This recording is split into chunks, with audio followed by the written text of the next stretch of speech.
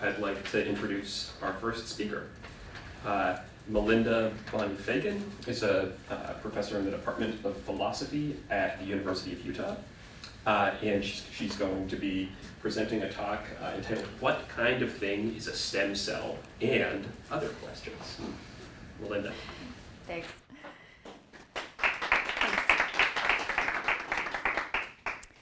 All right, let me get myself situated. Let's see. So exactly, the way I was thinking of doing this session was to split it in about equal parts, where the first bit will be a short research talk, but as we were doing yesterday, I think please stop me with questions through that part as well, because I think a lot of the things I'll be discussing pick up from parts of the talks yesterday, and especially the last sessions dealing with biological entities and molecular networks. And so for the second roughly half of the hour, I think we should be able to have a more open discussion that explores those connections.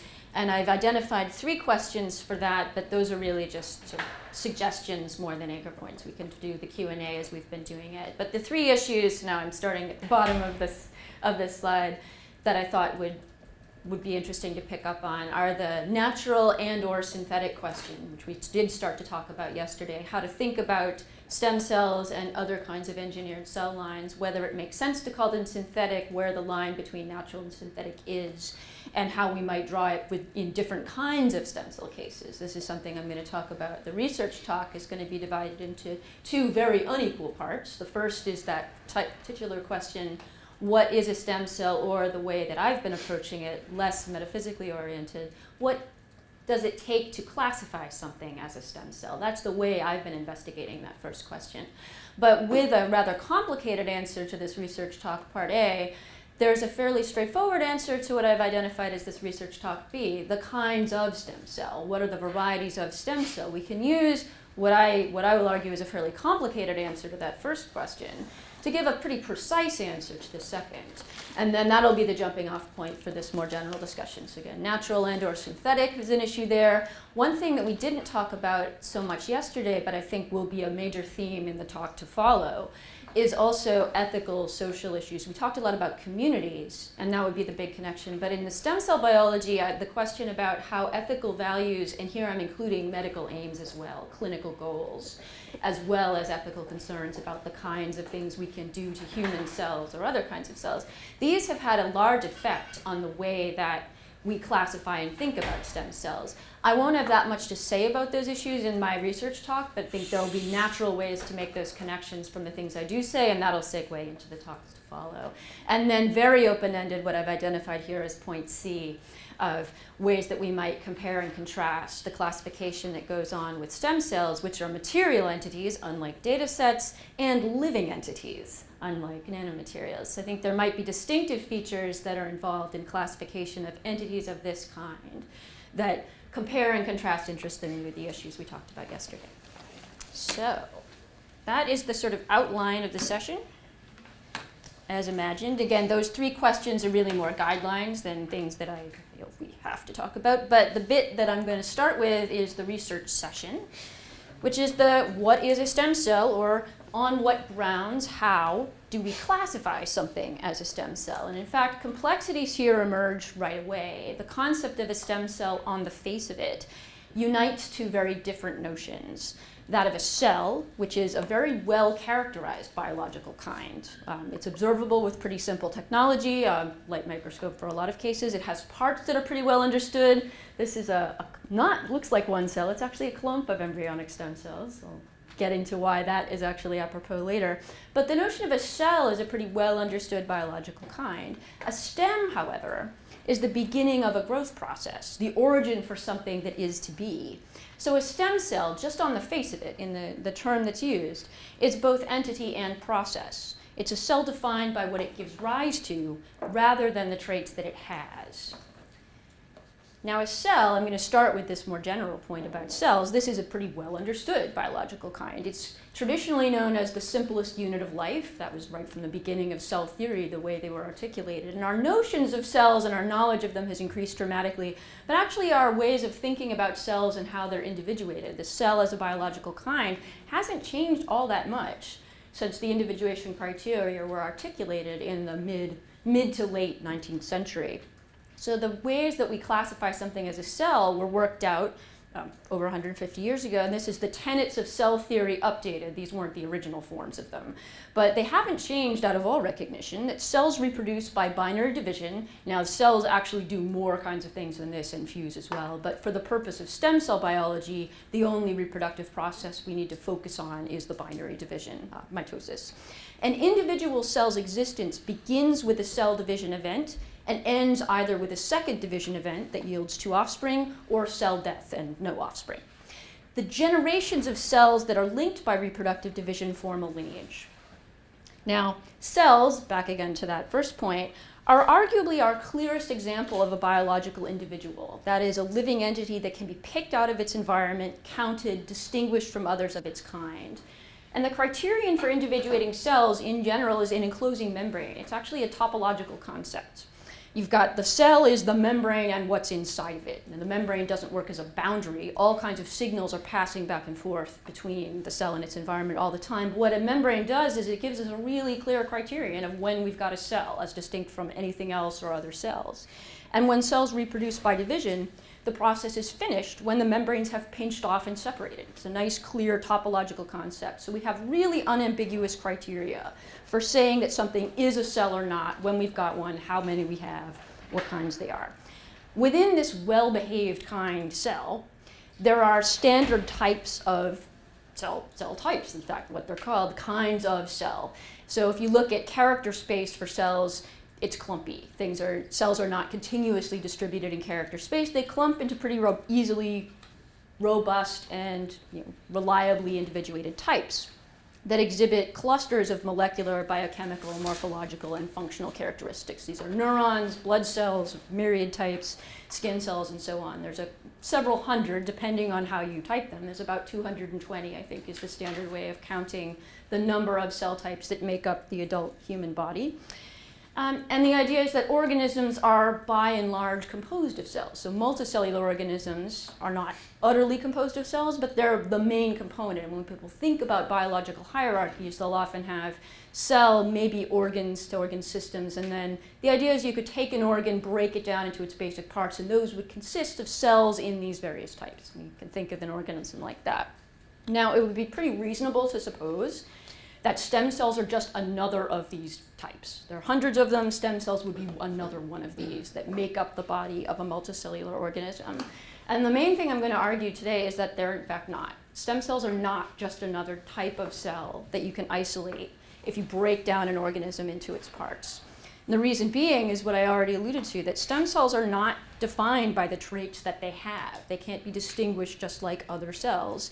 Instead, stem cells are defined by what they can turn into, something that isn't a stem cell. And more precisely, the general definition of a stem cell, this historically is not always the way stem cells were thought of, but it is the very well-established scientific definition today. They're defined as cells that have 2 capacities. They can self-renew, that is, produce more stem cells by cell division, and they can differentiate. They can give rise to more specialized cells. So specialized cells with different kinds of traits, more differentiated, not stem cells. So here's a slightly more detailed breakdown of exactly that point. The thing I want to emphasize to start is that a stem cell is a cell that can produce a lineage that includes both stem cells and other, more specialized kinds of cells. So the concept of a stem cell presupposes that of a cell lineage. It's not just one isolated cell, but the starting point of a much more complex biological entity that consists of multiple generations of cells. So you can think of a stem cell as the origin point. It's the stem of a tree, a cell lineage tree, organized by reproductive relations. Now, often when people say stem cell, they really mean the line. They really do mean the lineage. Self-renewal, that cells are defined as having this capacity, means that you've got a continuous lineage of stem cells. Now, any lineage can be abstractly characterized in terms of tree models. And you think of a space of tree models, and any particular model within this space has a particular number and arrangement of generations, branch points, and endpoints. And so in a cell developmental lineage, you've got an origin point as the stem cell. The termini are the different kinds of specialized cells, the things that are kind of well-behaved types. And then the arrangement of branch points within that links the stem and the termini, indicates the developmental pathways that cells reproduce, that cells traverse in the process of development. So the number of termini is a measure of the initiating stem cell's developmental potential. And as we'll see, different kinds of stem cell have very different potential, all the way from all the hundreds of cell types that make up an adult organism to one. So not only, though, does the notion of a stem cell presuppose the concept of a lineage, it also presupposes what I'm going to tentatively call another kind of classification, a system of comparisons across the generations. So if you think about self-renewal, the definition is producing more cells like the parent. So a cell that can self-renew can divide to produce one or two cells that resemble it. But strictly speaking, no two numerically distinct cells are alike in absolutely every respect. There's going to be some differences, if you think about them, between any two distinct objects like this. And so a scientifically useful notion of self-renewal involves a set of variable characters relative to which the comparison is made. So you've got size, shape, morphology, expression level of particular surface molecules or genes. That's an open-ended list. But there's going to be some set of characters of interest relative to which the comparison is going to be made for self-renewal to make any sense as a scientific concept. Now, for a stem cell, self-renewal means you produce another stem cell like the parent. So the characters that are important for self-renewal are just those that are taken to define the stem cell of interest. So the very idea of self-renewal involves a classification, there we go, of cells as having the same or different values for a set of characters C, just whatever characters those are. And the idea is you map that classification onto a cell lineage hierarchy. Not only do you have generations produced by cell division, but you have this comparison of characters of interest. Cells are classified as the same or different. So you map these two things together, a lineage of cells produced by reproduction and characters that are same or different across the generations. So self-renewal is cell division with no change in the characters of interest. Differentiation means change in characters of interest. So there's the first pass is thinking of these as just opposite processes. So differentiation is a little more complicated, though, because it doesn't always involve cell division.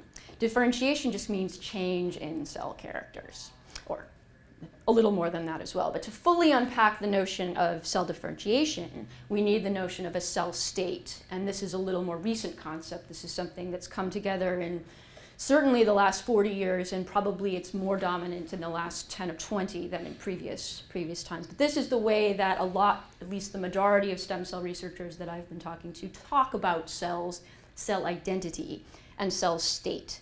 A cell state is a pattern of gene expression and molecular interactions that's often represented as a network. It's a complicated set of arrangements that is thought to determine a cell's structural and functional characteristics. So differentiation is a change in cell state. Maybe it involves cell division, maybe it doesn't. Self-renewal is cell division with no change in cell state. So they're not perfectly complementary. The self-renewal does involve cell division always. Differentiation just means change in cell state. It might or might not have cell division involved. There's also another aspect to differentiation that I haven't mentioned yet, which is it's not just change, but change in a particular direction. The idea is that it's change toward those developmental termini, the differentiated specialized cells that make up the bodies of a mature organism with specific kinds of functions that we, again, can characterize pretty robustly. So the concept of differentiation, again, very generally also presupposes some idea of a developmental process. And I think the most minimal way of characterizing that is some basis of ordering cell states as more or less specialized. So you can think of these two aspects of differentiation as forward and backward looking. It's diversification from a common stem towards some set of developmental endpoints. So putting all this together, this is where I said that answering the question of what is a stem cell turns out to be a lot more complicated than asking, say, what is a neuron, what is a white blood cell? A stem cell involves the concept of a cell lineage that consists of individual cells that are related by reproduction.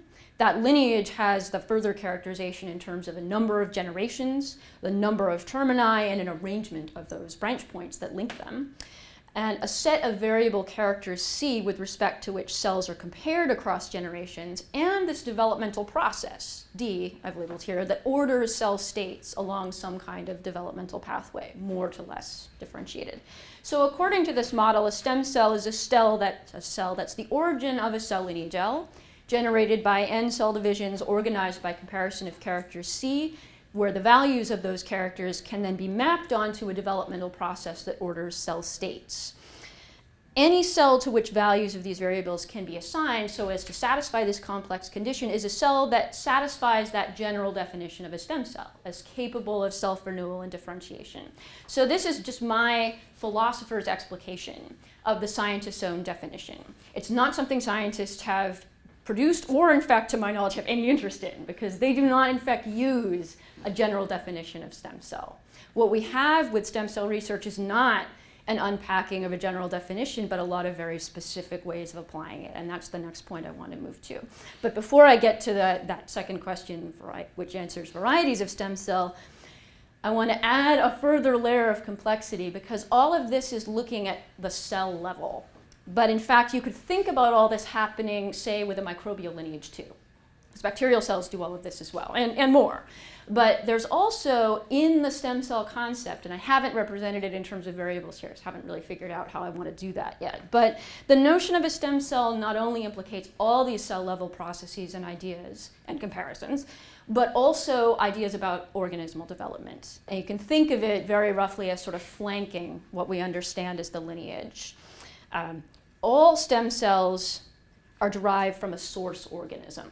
And so you can think about the lineage L as being something that sets what the characteristics of the stem cell lineage are. So the scientific names for different kinds of stem cell often reflect the organismal source rather than anything about the cells themselves. So human embryonic stem cell, that talks about the source organism. Mouse epiblast stem cells, similarly. There's a rough categorization of stem cell research into adult and embryonic branches. Those refer to the stages, developmental stages of the source organism. There are stem cells that are isolated from adult bodies, which I haven't said much about, but those are also named for the parts that they build or replenish. Neural, hematopoietic, which is literally blood forming, very good description, muscle, et cetera, et cetera. So the variable that I've identified here as L, the cell lineage, can be broken down into these subvariables that really are about the source organism, the species, the developmental stage, and also the part of the organism that the stem cells are taken from. So this is actually very important in the characterization of stem cells as well. Now, that's on the flanking in terms of this early stage. So the cell lineage, in a sense, is derived always from a source organism. There's also a sense in which the notion of stem cell potential involves the notion of an overall organism as well. Not a source, but a product. So there's the assumption that as cells move through developmental processes from their own on the cell level, they traverse sets of stages of having greater to lesser potential. So a cell's development, you can think about it traversing a developmental process at the cell level, going from potency to lesser and lesser potency. What's interesting is that the way that stem cell potency is described is actually in terms of what parts of an adult organism it can make. Totipotent means it can make the whole organism. Pluripotent means all of the cell types in the organism. Different concept, actually. Multipotent means some of the cell types of the adult organism. Oligo, a few, and unipotent, one. So there's this very rough qualitative classification of stem cell types in terms of their potency, but it refers to how much of the adult organism they can build. Not, again, some just purely cell-level concept. There's also, in addition, the idea that organismal and cell development are coupled, so that stem cells that are taken from an organism at a particular developmental stage will have a potential that reflects that. So if you take stem cells from an organismal source at an embryonic stage, they'll have a greater developmental potential than later on. That has been the source of a great deal of argument, because it turns out to be experimentally very, very hard to identify stem cells. I'll say more about why that is in a moment. But the rough idea is that there is a kind of coupling of cell and organismal development. So the point I wanted to make with all of this is that not only is the stem cell concept complicated at the cell level, involving these lineages and multiple kinds of classification and comparison in a developmental process, there's also a linkage to concepts of the whole adult organism, the whole organism around the stem cell. So it's an extremely complicated notion. You've got the idea of a cell that's the starting point of a lineage, the lineage with a particular tree topology. We can characterize that abstractly as well in terms of these geometric notions.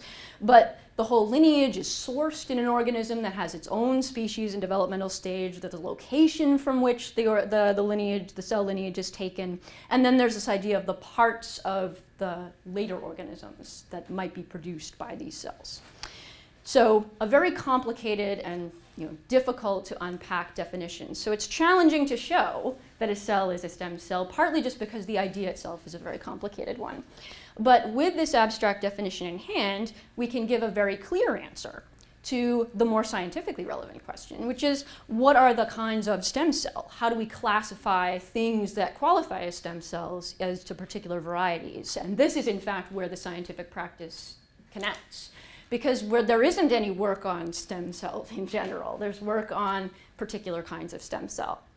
And the way I've proposed to think about all this variety of stem cells, embryonic, pluripotent, induced, neural, epiblast, hematopoietic, on and on and on and on and on, one can classify all the varieties of stem cell in use, and more besides, in terms of different assignments of values to the variables that I've identified here as lineage, these characters C that are used to compare generations of the lineage, the amount of generations or time frame. Most cells are assumed to have a kind of regular pace rate of division, and so you can roughly use the number of generations as a time variable too. And this notion of a developmental process, which also involves comparison with differentiated cells. So you can think about different kinds of stem cell as representing different assignments of values of those variables. The general abstract model is a way of explicating that very general definition, and then the things that scientists are actually using are specific assignments of values to those variables.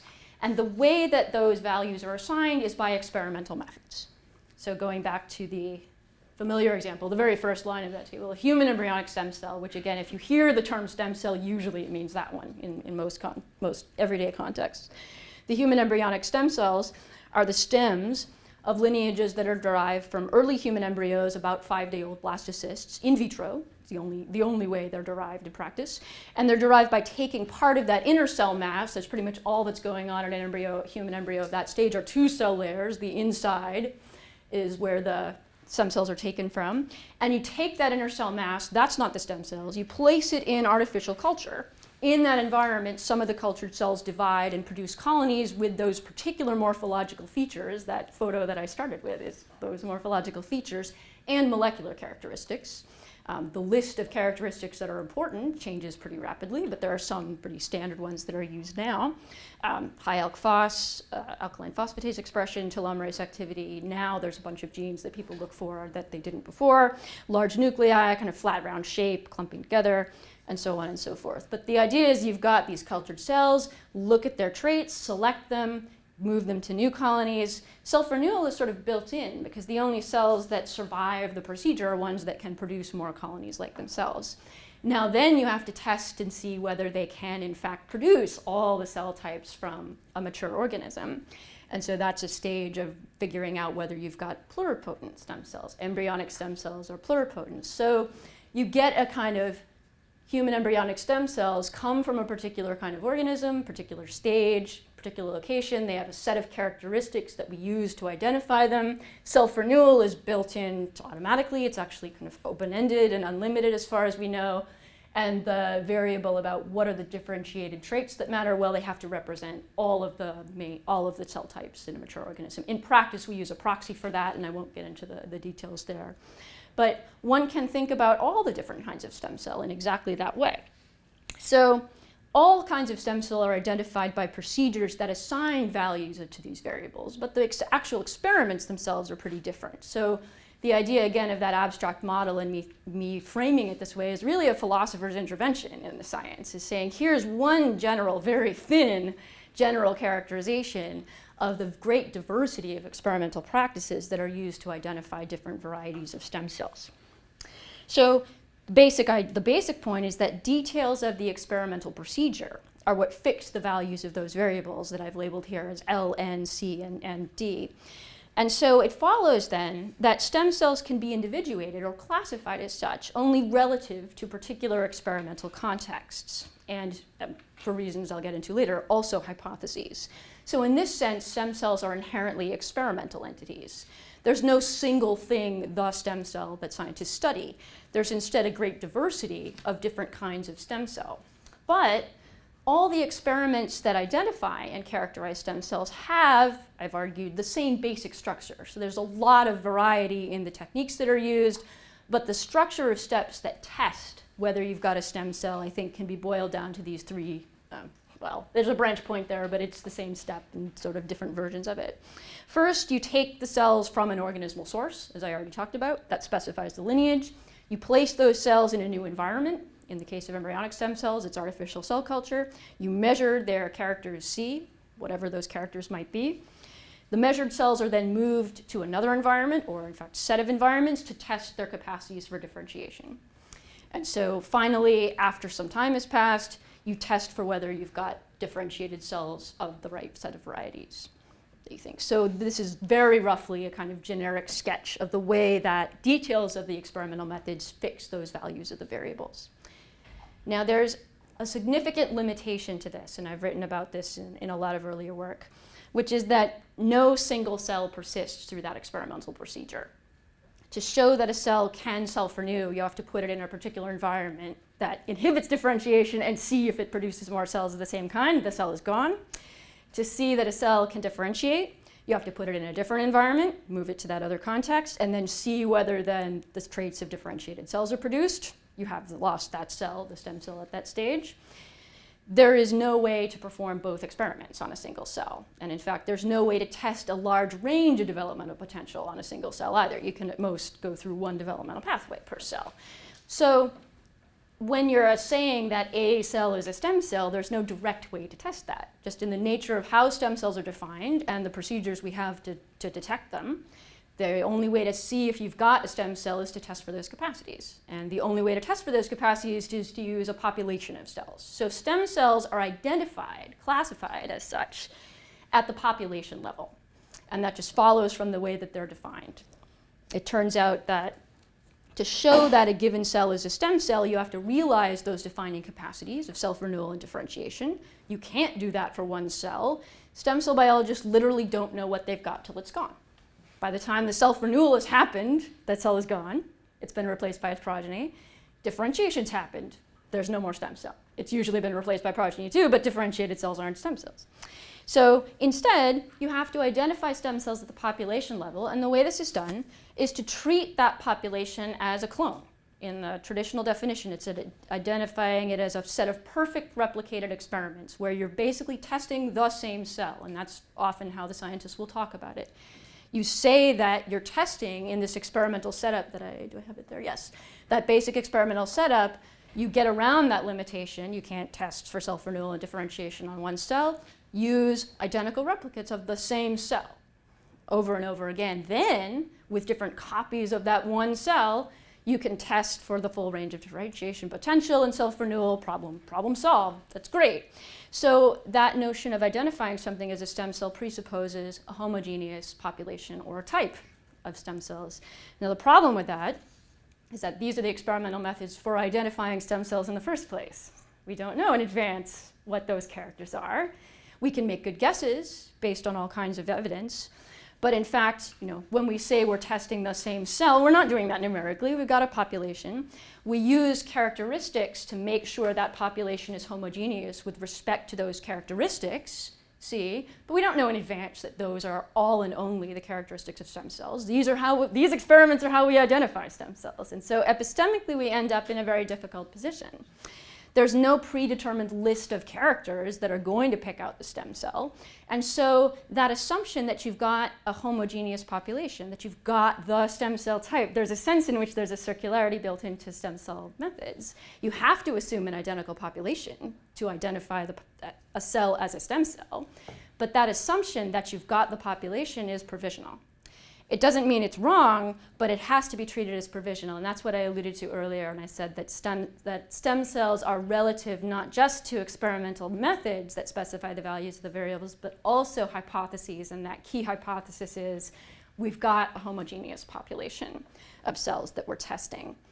Now, the way that this is managed in practice is just to use this method iteratively, to repeat and repeat and repeat with different combinations of characters, of cell surface markers principally, but now increasingly more different kinds of molecular markers, to more and more finely specify the population. So you get a better and better correlation between the cells, the features of the cells that you can identify, and stem cell capacities. Quite often, though, in practice, when a scientist will say stem cell, they mean they've identified stem cell activity in a population. They don't mean that every cell in that population they know has stem cell abilities. But if they're assuming that, it's relative to the assumption of homogeneity, that there is a single cell type that they're testing and characterizing. But in practice, that assumption is often shown to be false. And as we figure out more ways to measure cells, as our technology changes, our ability to detect differences in a population moves forward and forward and forward. And so this is another strange feature. If you look at the stem cell literature, you'll see the same, what is called the same kind of thing, hematopoietic stem cells especially, but many other kinds as well, actually be given a whole lot of different traits. If you look at it over the time course, that does make good sense because you start with one defeasible provisional set of characteristics, assume the cell population is homogeneous, and then refine and refine and refine. So what stem cells with the same name are characterized as, in fact, changes over time. But I think in a fairly predictable way. So I think this is, given what stem cells are defined as and the methods we have, epistemically that's okay. It's just a feature of the field is such that the designations of stem cells, in terms of their characters, change very, very fast. So it looks like it's a field that's very hard, well, it's a field that's very hard to make sense of from the outside, and this is one of the reasons why. The same thing, apparently, a blood stem cell or neural stem cell, can be identified by a very different set of markers at one time or another, or in one lab or another. But it is possible to whittle things down, but you still have to keep these hypotheses as provisionals. There's a sense in which stem cells are not just experimentally relative, but saying that you've got a stem cell is a provisional kind of claim. So one way I've cashed this out is to think of the claims about stem cells being doubly relative to the experimental method that specifies the values of the variables in the first place, and to that assumption that what you're testing in those experiments is a single kind of thing. And so, to get back to the point I made earlier, even more so, stem cells as biological individuals or as a biological class are inextricably connected to particular experimental contexts. There's no absolute individuated or generally individuated stem cell type like we have for neurons or certain kinds of blood cells, skin cells, et cetera, liver cells, and so on. What you have instead is a classification that's so very, very closely tied to particular experimental contexts and assumptions. So to put the point very trenchantly, stem cells are not cells. They're not individual cells that we think of as basic units of life that can be picked out and distinguished from their environment by the bounding membrane. They're instead the starting points of lineages that are inextricably tied to particular experimental contexts for the reasons that I just said. We can, however, think of them as taking a move away from their experimental validation. We can think of them as lineages reproducing within the body of a multicellular organism. I think that's pretty harmless, but that's a step away from the experimental validation that we have.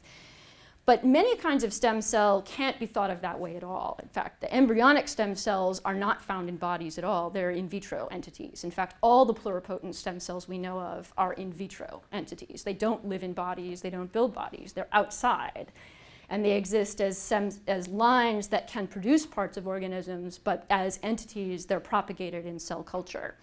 Our ability to manipulate developmental processes is even further than this, and we talked about this a little bit yesterday with induced pluripotent stem cells. I'm going to come back to those.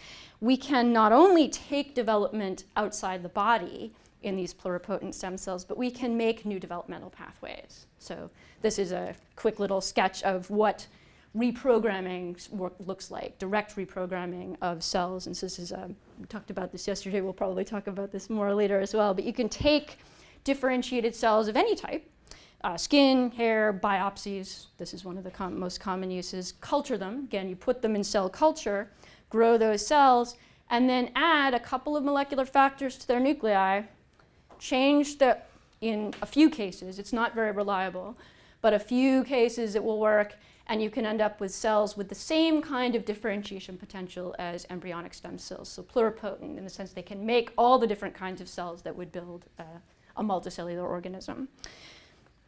And the way this is done is just by adding 3 or 4 molecular factors to those cultured cells. And they have to get into the nucleus, and other things have to happen. We don't understand fully everything that's required because it works in such a small number of cells in a population in culture. But it works often enough that it can be done pretty straightforwardly. It's much easier than making embryonic stem cells. And so what we can do with this is, I argue here, we're making new developmental pathways. These are patterns of development that don't exist, as far as we know, in naturally occurring organisms. Maybe they look a little bit like what's happening in a body, but we really don't know yet. So what I think this kind of technology and a lot of other stem cell technology and other kinds of cell biology is telling us is that it really is molecular networks that underlie and determine cell characteristics. We can get those cells to look and behave very differently just by changing the set of molecular interactions that they're having. And that's just that notion of cell state that I mentioned earlier, that you've got a particular configuration of a network of molecular interactions, which involves DNA, RNA, protein, small molecules, and different biochemical groups. It's always a complicated affair. But that's what makes a cell the kind of cell it is. So this is just obviously a toy representation, which is pretty much where the science is at this point, is toy representations of explanations that we don't have yet.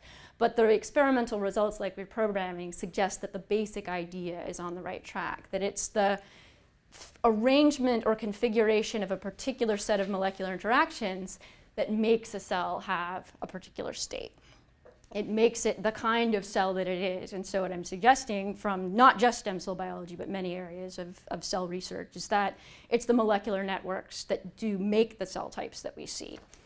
So you also see that duality of stem cells as being both cells and transformative entities at the molecular level too. Just referring to the molecular network doesn't solve that problem. If only there was a signature. They looked at this about 15 years ago. Maybe we can find a signature of molecular features that all and only stem cells have. Have not found it. Doesn't look like that's something we can find, given how diverse stem cells are in terms of the different molecular traits that they have and the different experiments that are used to identify them. So a stem cell, this is the sketch of what we think is happening rather than a representation of any networks that we've shown rigorously. The idea is that, yeah, a stem cell clearly is going to have some state of its own at a molecular level. You can characterize that. Maybe it's a state with dynamic properties. That's a big argument. But its role as a stem cell is to be an origin point for other states. And in fact, development is the process of these states succeeding one another in a particular pattern or order. So not just the linear order, but a branching pattern. You've got a set of developmental pathways with the form of a branching tree. And in fact, this way of thinking about development goes back to the 1930s. C.H. Waddington, who thought about development in the form of a landscape. And this is the way stem cell biologists, it amazed me when I saw this. You almost never see anyone citing anything 5 years or older, and then suddenly there's people citing a 1957 book showing Waddington's landscape. And it's because that image of development, I think the two sides of the landscapes captures what these experiments seem to be showing us about the determination of cell traits in terms of molecular networks. So Waddington's famous epigenetic landscape, he coined the term epigenesis as well, is meant to represent a developing part of a body, not always a cell, but he drew it as a ball, so it's almost irresistible to think of it as a cell developing along a set of a path in a set of branching pathways leading from a single origin point to multiple termini. That's just a lineage tree embedded in a topographic landscape. And the thought is that underneath, if you look at the underside of the landscape from the other direction, so your viewpoint reverses, there's molecular networks that are in fact controlling the shape that the landscape has. So Waddington's diagram, again, it's a totally hypothetical, simple little idealized model, but it's meant to illustrate that picture of what makes a cell have the features it does, and for stem cell research, it's the configuration of the pathways and how cell states succeed one another in development.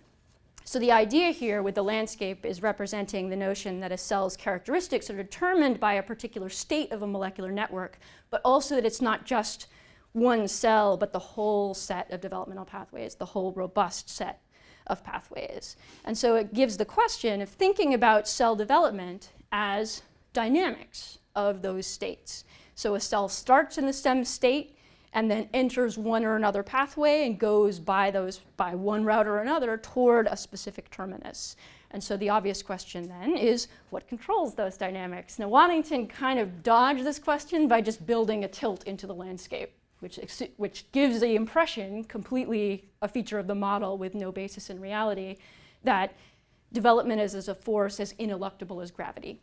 But in fact, reprogramming experiments tell us that that is not the case. We don't always see pathways going only one way. We can reverse them, we can jump around, and in fact, what stem cell biologists do when they use the landscape is draw arrows all over it to represent the kinds of things that experiments can show.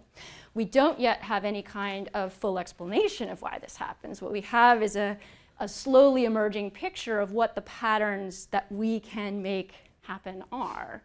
And then the challenge is to figure out what controls those dynamics. So it's an open question. What controls the dynamics of the succession of cell states so that we see a particular set of developmental pathways in particular contexts? But the way this is being studied is in no way constrained by what happens in ordinary organismal bodies. And in fact, we take things out of bodies and manipulate them in all kinds of directions. And so this is one of the things I wanted to talk about a little bit. It looks like what we're doing in a very distributed way, because there's hundreds of labs over the world doing this, exploring the possibilities of development in a very decentralized and kind of disorganized, and scientifically rather disorderly way, but looking at what the limits of developmental possibility are, rather than focusing on what happens normally, what happens in bodies. We care about that, but the way it's being studied is in a highly artificial way that produces developmental processes that there doesn't seem to be any natural counterpart to. So, a couple of drawing some threads together here. The process of development involves changes of state. So cell identity, if we think of cells' identity as being set by their state, in development, that's in flux. So we talk about a cell developing, but in fact, the thing that makes it the cell, kind of cell it is something that's understood as dynamic and changeable. The notion of a stem cell and the experimental methods we use to make them call into question the notion of a fixed cell identity. If we just put these ideas together, development's already kind of a problem for thinking about cells as kinds, because we have to think of them as changing, and their relation to molecules on the one hand and organisms on the other. I think the complexity of the stem cell concept, which I mentioned earlier, all of those components and variables that have to go into even unpacking the basic definition, reflects some of these uncertainties and complexities in ways we haven't fully grasped with the notion of development in our thinking about biological kinds. But reprogramming technology makes that challenge even sharper. It's debatable whether we can talk about any kind of cell as a fixed or stable entity, when all it takes to change it into something completely different with open possibilities is a tweak to its biochemical surroundings, or maybe more than that, but at least changing the environment of its nucleotides. Changes to the cell environment bring about enormous changes in the cell state. So the notion of any kind of fixed cell identity, I think, is called into question by stem cell technology. Not just the sequence of things happening in development, but in fact, any cell type can be turned into any other cell type, given the experimental abilities we have now. I haven't even broached the issue of species boundaries, which takes us a little bit afield, but of course we can mix and match species boundaries with all of these components as well. So the limits of developmental possibility of cell transformation are much less constrained than traditional notions of biological kinds as orderly pictures of cells, organisms, and species would suggest. So it's not only evolutionary timescales that we're seeing things changing fundamentally in biology. We're seeing this happen at the scale of minutes and hours and weeks as well. So one thing I want to suggest is that stem cells are a kind of exemplar of overturning traditional ways of classifying living things. The way that this is happening is not through theoretical work, as has been in the past and is the case in a lot of other sciences, but through experimental methods and of engineering. It's happening in a very decentralized and difficult to comprehend way, very highly distributed. But rather than theoretical reflection, we're seeing all kinds of experimental results and engineering results. But the upshot, I think, is just like a theoretical revolution, thinking about the traditional classifications of living things as being challenged at least and perhaps entirely overturned. Because this isn't coming from a theoretical source, though, it seems completely unclear what new conception of biological kinds and classification would replace the old ones. So just to wrap up, this is concluding the research talk portion of this. I started with these two questions of what kind of a thing is a stem cell, what is a stem cell, how do we classify something as a stem cell, and then what are the different kinds of stem cell. That first question, I've argued, has a very complex answer. A stem cell is the starting point of a cell lineage that forms a developmental hierarchy that's organized by the classification of reproductively related cells according to the values of a set of character traits of interest. Those character traits are picked out by the experimenter. We do need to classify cells as the same or different from a parent stem to make any sense of the notion of a stem cell, and as more or less similar to developmental termini. Any cell lineage can be abstractly characterized as a particular kind of tree topology, an arrangement of stages and termini and branch points.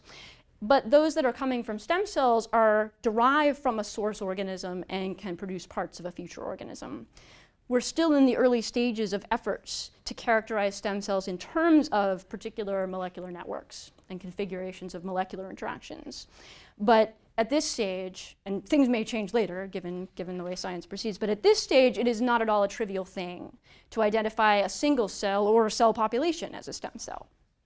But this very complicated abstract picture of what a stem cell is in general does give us a very clear way of talking about the different varieties of stem cell. These are experimental methods that specify the values of the key variables in the general model.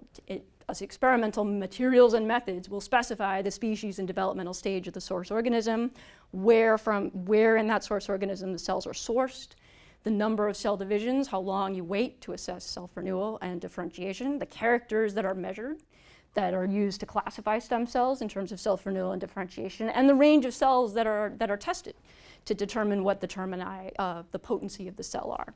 So in practice, stem cells are classified as particular varieties relative to experimental methods. They're experimental kinds, and in fact, the generic kind stem cell is a pretty empty and uninformative term. If someone says stem cell and hasn't specified these experimental procedures that fix the values of those variables, we really don't know what they're talking about. But with knowledge of experimental methods, we can say pretty precisely what kind of a stem cell we've got in any particular case. However, the price of that, identifying stem cells, especially induced stem cells, which are sourced from differentiated cells already, these collectively comprise a really powerful challenge to ideas about cell classification. And in fact, the notion of organismal bodies as well, by extension, since the notion of a stem cell involves assumptions about the organism as well. And I think the picture that's emerging of cells and organisms coming from a perspective of stem cell research is much more open-ended and plastic and processual than the traditional picture. So that's the end of my research portion of the talk, and what stem cells are, the kind of philosophical intervention that I've made in stem cell biology by presenting this abstract model as a way of capturing the unity of the stem cell concept in the face of really astonishing diversity of stem cell types in practice that are continuously changing for reasons I talked about briefly.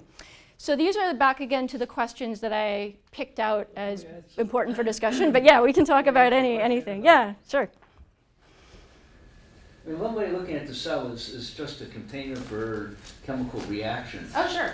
Right, and well, the cell would be the membrane and what's inside it. Yep. And everything else, and there are structures within it that contain localized chemical reactions or of one sort or another. Metabolism. So, if you take that approach, the diversity that you're describing and the ambiguity of even the question, what is a stem cell, is not surprising, because we have those basic components basically in every cell, the DNA or, There's a lot of variety in the way that's organized in cells. Right, but yeah. But then, not all cells have DNA. No, I understand. But they contain biomolecules that that can react in some way. Yeah, the okay? cell, to continue existing, the cell has to do a certain number Right. of things, and so there's going to be a metabolism that allows it to What you're describing is saying, okay, now chemists or biologists or these people Yeah, are changing, you know, the experimental conditions within that chemical reactor in one way or another, and they're getting a lot of, you know, different results. Mm-hmm. Evolution created a certain set of chemical pathways that lead to differentiation and all these other kinds of things, and now we're just kind of messing around with those, you know, changing the pH, concentrations of things, oxygen, whatever, so that they actually you're respond to opening physical up, force in really interesting ways too. yeah, is that so? You're opening up new possibilities, Mm-hmm. and I don't think it violates classical biological classification, because classical biological classification seems to me is to capture what evolution has done, and we're adding a human intervention into, you know, what evolution has done. So, good. I don't think there's going to be an overturning, and I hope I didn't say this, an overturning of like evolutionary principles here. I don't think, and in fact, it would be very interesting to have more contact between evolutionary thinking, because there's tons of selection going on in these cell culture environments, and the stem cell biology. In practice, those branches of biology are so separated that there's almost no meaningful contact between them. That said, I think cell development, the relation between development and evolution, is one of the big areas in philosophy of biology, because our current dominant evolutionary theory was constructed deliberately by excluding development from the picture. And so figuring out how development works, in a way, we have to be ready to adapt some of our ideas about evolution to engage with that process.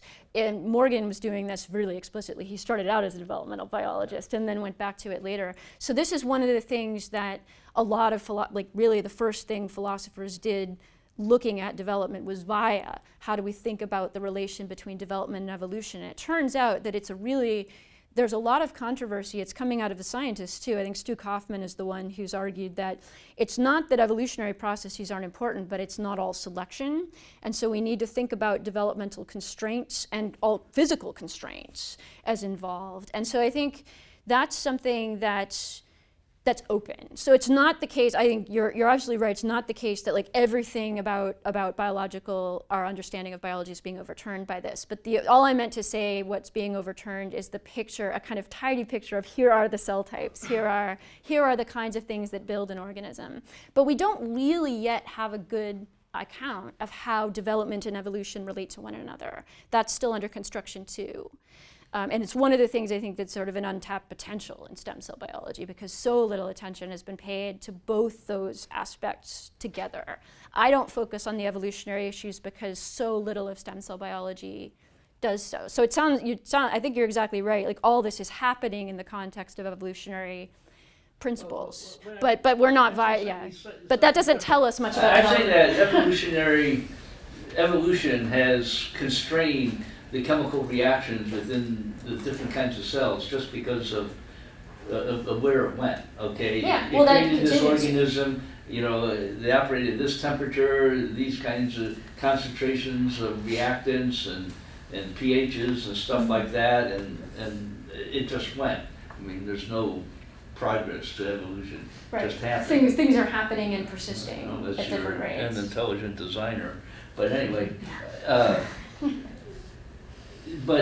but now you're just opening up, you're releasing those constraints, Yeah. and you don't know where you're going, you know, Right. what you can get from that. Yeah.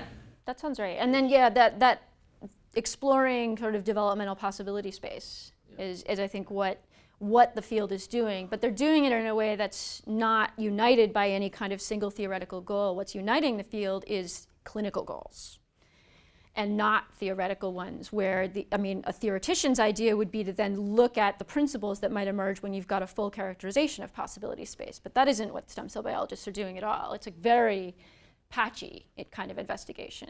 So almost all the work is done on mouse and humans, like human cells, and then the workhorse of biomedicine, mice. And so there's not been yet very much kind of broad exploration of this. So the practices don't really match that kind of theoretical inquiry, although they could. And it would be really, sort of the potential of what the field could do is really different than what it is doing. But I think exploring those things are also important for understanding kind of how to make sense of stem cell biology and what it might become.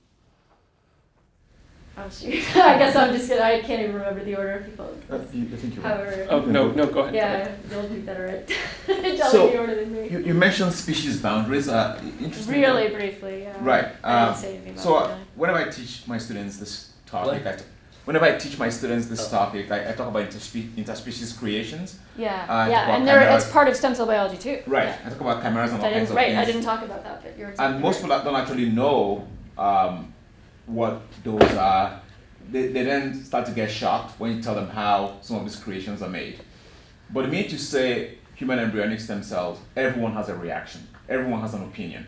So do you think it was a mistake for scientists to have started to classify by source? Yeah, actually, I think the adult embryonic distinction, it gets built up so much in legal and political contexts, it plays an enormous role. Scientifically, all it is just a reference to the source organism. Right. I think much more fundamental are the ways we think about the range of potency, or the way, actually more fundamental than this, I didn't talk about it, but the way self-renewal and differentiation are either taken apart or put together in experimental design. So I would then look at the practices that we use. That's a better way of distinguishing, like, are we measuring self-renewal and differentiation together? Sometimes, like with hESC we do, with hESC we don't, like that. It isn't a totally different distinction. You'd probably end up with close to the same, like you've got in vivo types and in vitro types, but this focus on the developmental stage of the source organism is not about the cells. Right. It's about where they're coming from. The term. So they invented a classification. Yeah. And I wonder why they didn't think, so I think they learned their lessons when they got to induce pluripotent stem cells, because there's a way you can actually describe that'll make it controversial. Yes, and the reason, I mean, if you ask, if this is what Yamanaka says, is like, well, the reason I tried this, and of course everyone says, you can't do that, and then they do. That's the way. People don't theorize in the field because they've been wrong too many times. But he did it because he thought it'd be great if we didn't have to go through all the hassle of having the arguments about embryonic stem cells. Just like, well, why don't we just make the same things in a different way? Great, and that was the point.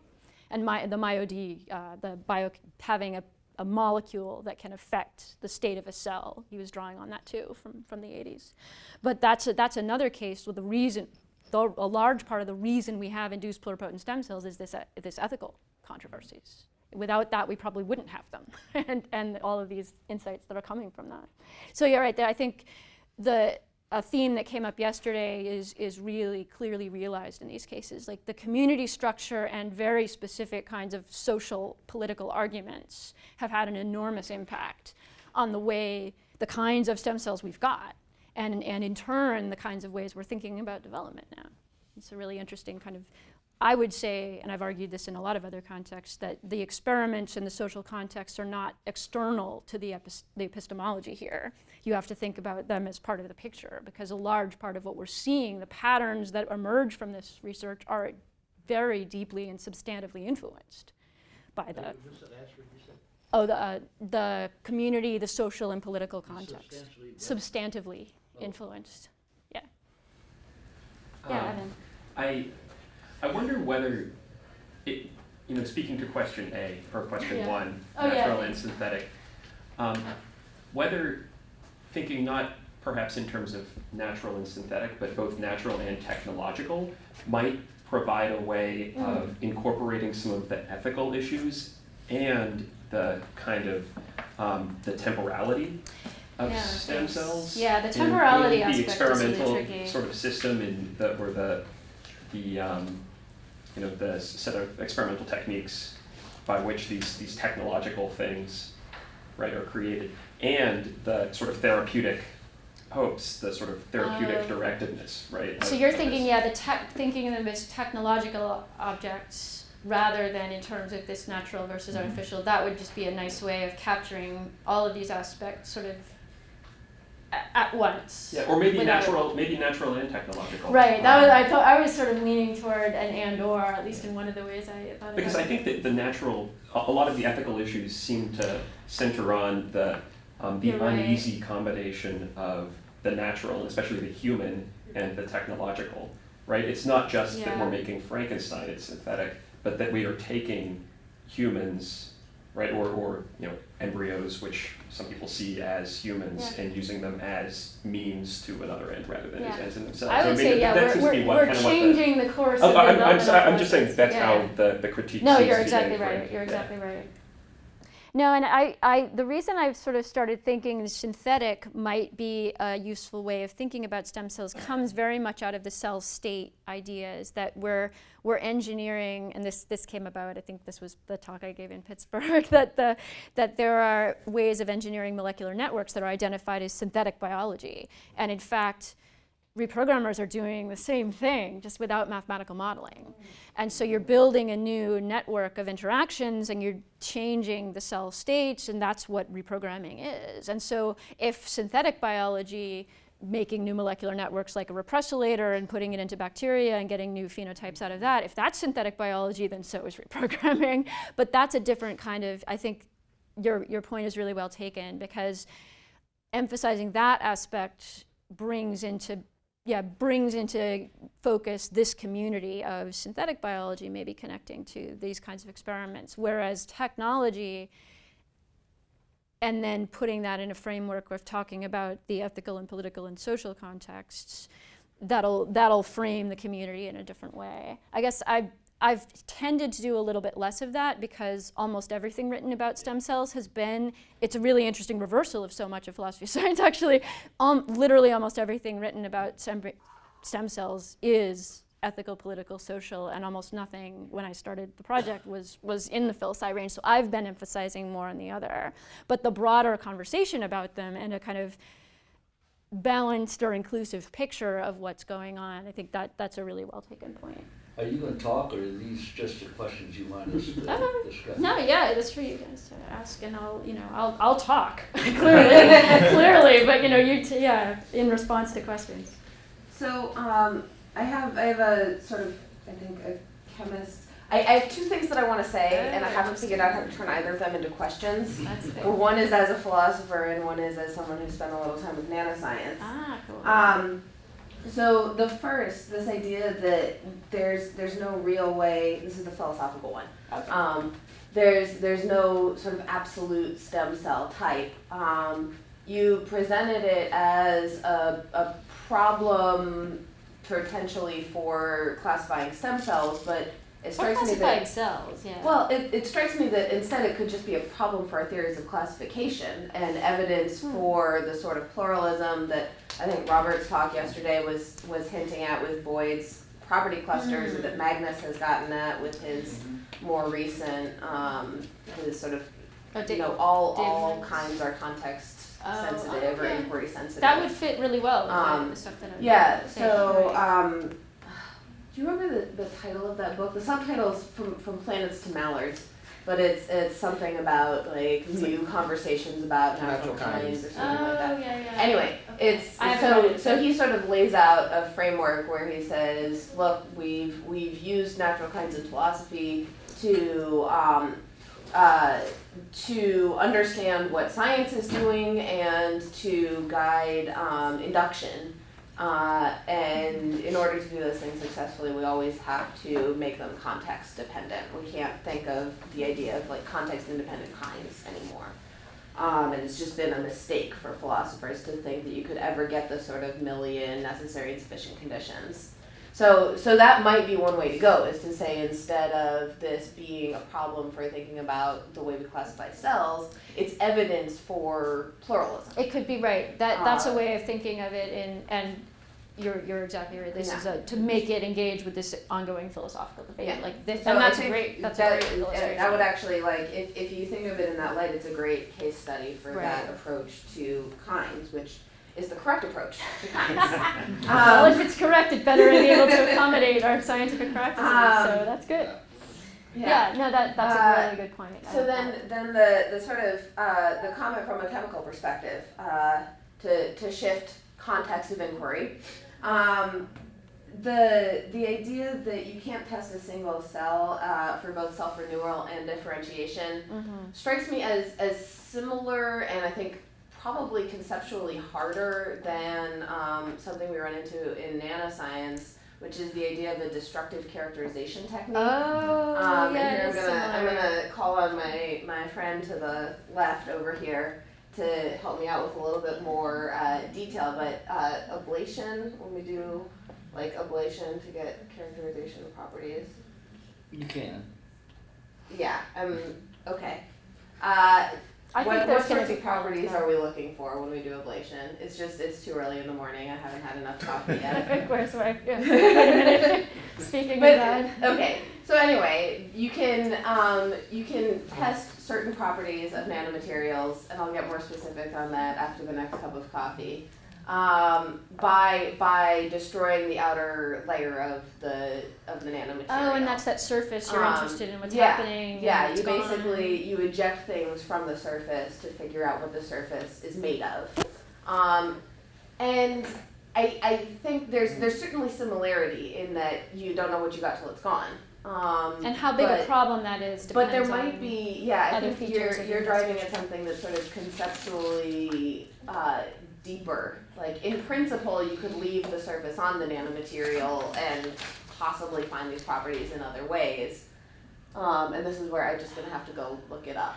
And I think some of it actually make it very much to the, what kind of a thing is it, and can we say independently of that experimental procedure that we've got a population to test. Yeah. And the thing, because this feature is true of a lot of experiments, that you destroy the feature you're investigating in the process of investigating it. But can you substitute something else that can come in and be a stand-in so you can do inferences? Yeah. Stem cells, because of the way they're defined, you can't. But if we had a molecular signature for them, we could. Yeah. That's why people looked for that. They couldn't get one. and maybe with a signature is a particular network arrangement. That's the new hope. But it's still just a toy models at this stage. But I really like that idea that that's actually like a terrific result if we see parallels in the kinds of problems that are emerging in these sciences. We should think about that more. How deep that parallel goes. It's certainly there at the first level, and we can see if it affects the inferences and the uncertainties in the fields. Yeah. Cool. Thank you.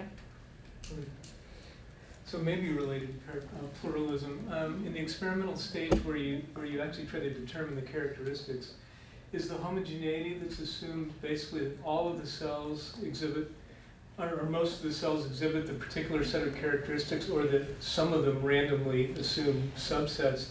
And then sort of to follow up on that, does your classification scheme kind of immune to that difference? If you're sort of looking at a population, so the topology probably isn't affected, sort of based on those two different situations, right? So let me think. I'm not sure how to answer your second question yet, but the first one, we can control, getting back to issues we talked about yesterday, we can control the variables we've got, like, all right, these are the characters we want. We want them to have this high expression of this surface molecule. You can test for that without killing the cell, which is great, because then you can use it in other assays.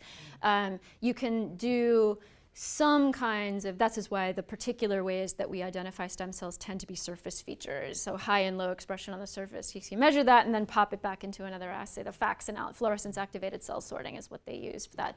So molecular characterization, you do have to presuppose that you've got similar ones to substitute after you've used them up and use the case. But with the surface characteristics, you can actually sort them one by one by one. That's what the FACS analysis does. It's inkjet technology.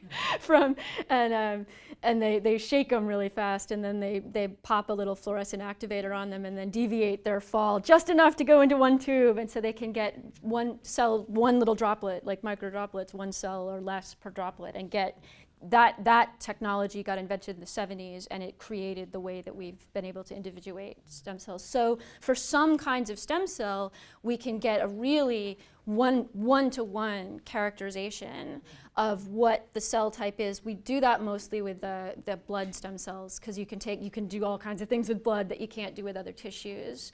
So that's in a way that's sort of an outlier for a lot of reasons of the kinds of stem cells we've got.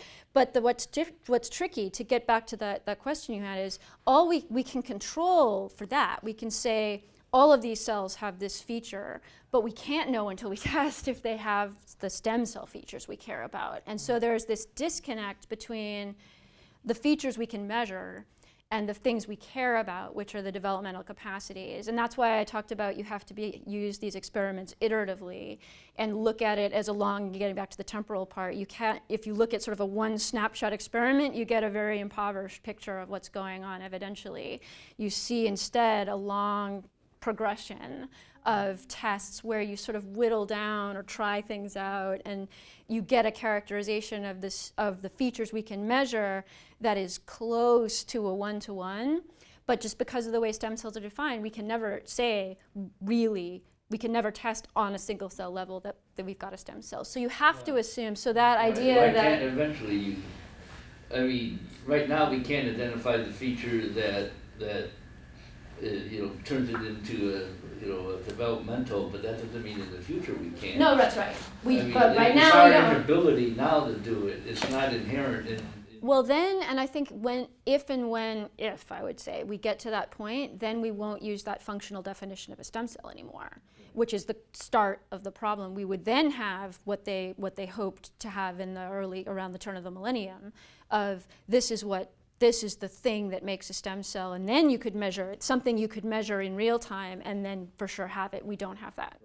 I think an interesting comparison might be the shift in chemistry in the early mid-20th century from chemical analytical techniques, which are pretty much always destructive, to physical instruments, some of which can non-destructively characterize substances. That's really important. Yeah.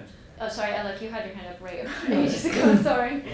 Can you go back to the schema that you said you needed to produce, but nobody uses it? Oh, the stem cell. LNCD. Yeah. Well, I use it to help explain what's going on, but stem cell biologists don't need that because they know what's going on. Right. So, I'm having two images in my head, which is, this freezing point of water, which could have been characterized nicely till you notice that if you vary pressure and all that, it starts to dance around, and then you end up with a phase space description of water. And on that story, what is interesting about Waddington's strings holding up, just lie this down holding up an awning, and that if you change the strength of the strings and the poles, you can change the awning. Yeah. And that's the point of epigenetics, right? That the constraints are dynamic, even though we have one historical situation showing up in evolution, right? And then. But in fact, in development, we can't think of development that way. We have to think of development as plastic too.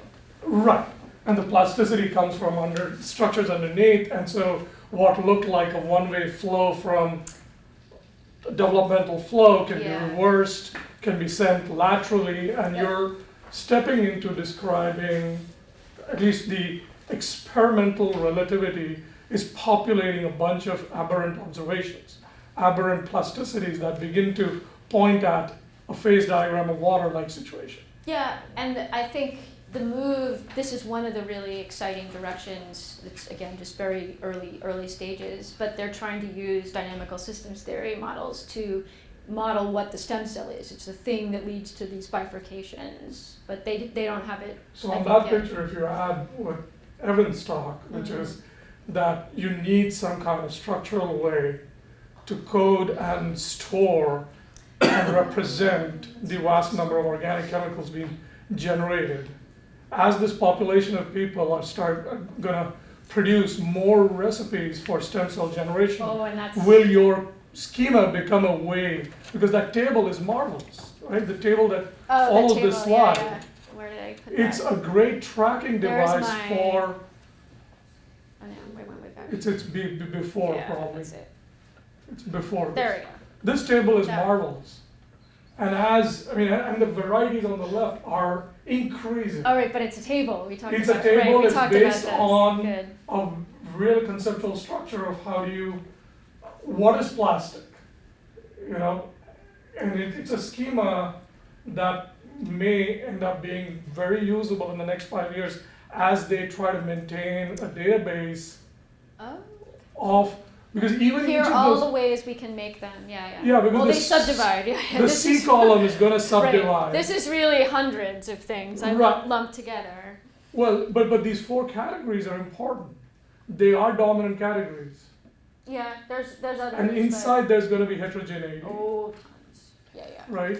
So when the plasticity in the landscape gets populated by many, many more situations, That this would be a way of ordering the data. and then being able to represent it, and now you'll Yeah. have the phase space, the developmental phase space That's really of cool. cells. And you keep making the point that the hope in theory will save them, that these dynamical gene They are networks, hoping that. Eric Davidson's networks is gonna save them. And I don't think so, but it doesn't matter for my proposal here. Not really But this mine either. table expanding is gonna be important. Okay, thank you.